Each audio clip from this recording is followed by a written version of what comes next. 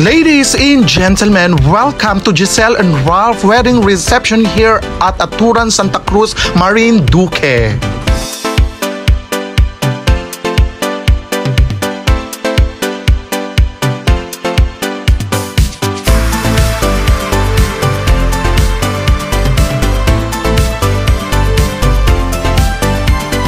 At ngayon naman po ay nandito po tayo sa Aturan, Santa Cruz, Marinduque para sa isang setup for wedding reception. And syempre ang ikakasal po ay si Ralph and si Giselle. And ngayon po ay araw ng Friday and bukas po ang kasalan.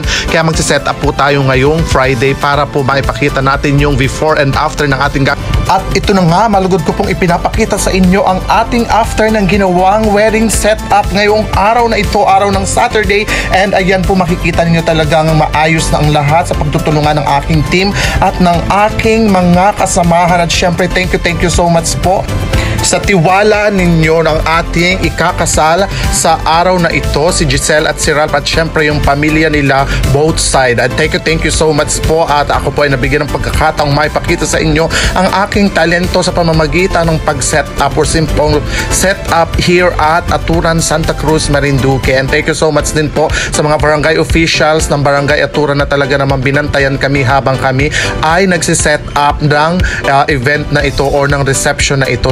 Thank you so much po. Walang sawang pasasalamat po ang aming ipinahahatid sa inyo, and syempre hindi namin ito magagawa without your help, and syempre sa the supervision of all events and styling. And syempre special mention po kay Ate Minya na talagang hindi kami pinabayaan simula nung pagdating namin dito hanggang sa matapos kami ng setup.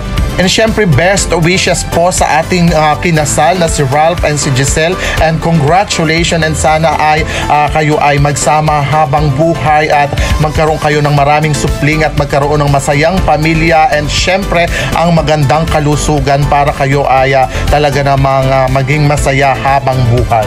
Once again po, sa lahat pa nung hindi nakaka-follow sa akin, please follow our page para kayo ay laging updated sa aking mga video na i-upload dito sa atin po sa Paul Cesar Peña. Thank you so much. God bless us all, and I love you all, guys.